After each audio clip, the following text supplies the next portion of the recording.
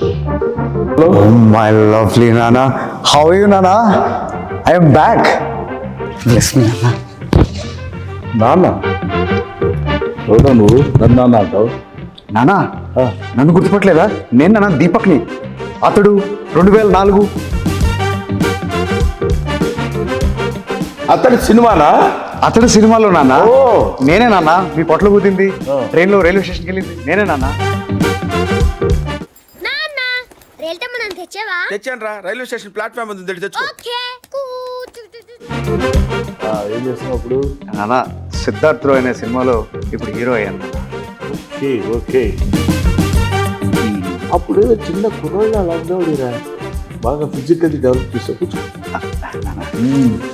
Very good very good. నేను ఆ రోజే ఎక్స్పెక్ట్ చేశా నువ్వు చాలా గొప్పడు అవుతావు, ఇలా హీరో అవుతావు.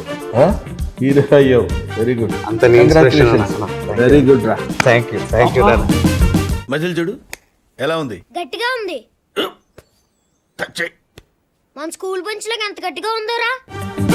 ఏంట్రా చాలా ఫిజికల్లీ బాగా డెవలప్ చేసినట్టున్నావు.